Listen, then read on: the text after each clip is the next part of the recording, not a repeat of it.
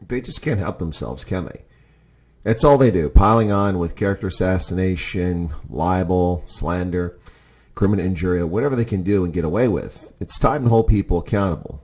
Now, this commentary is based on op-ed, and that's not necessarily legally actionable unless people go beyond the pale. But today's Sunday Times Hogarth section in South Africa is the Mampara of the week for the gratuitous hate-mongering of Roman Cabanac. That's right, I haven't named a Mampara of the week in quite a while, but it's time. Welcome back once again. This is Chris Report, and he assured me that since Simonstown and Boulders, folks, this is Chris Wyatt reporting from South Africa.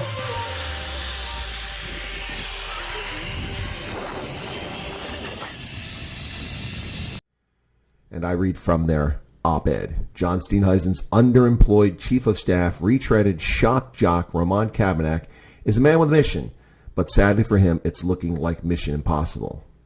Well, I'd appreciate if the Sunday Times could please show their readers when and where Cabanac has been a shock jock, when, especially working for Steenhuisen. I don't recall Roman being on radio or doing any real social media commentary since August 1st when he became a civil servant. Do you guys? And as far as being a shock jock, when was he on the radio? I'm not really sure. That's what a shock jock is. As we report on our pages today, Cabanac is insistent that he has never refused to resign, but he's waiting for human resources to take him through the procedure, presumably with a fat paycheck at the end. And why would he not be working? Why would he resign?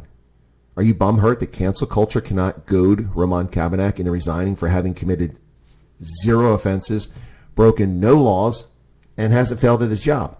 What exactly about that bothers you? Where is the news in this? And what is your opinion for, other than your hate directed at someone, Lord knows why?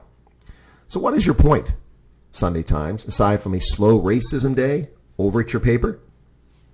By the way, your commentary is on the op-ed page, so you are not reporting.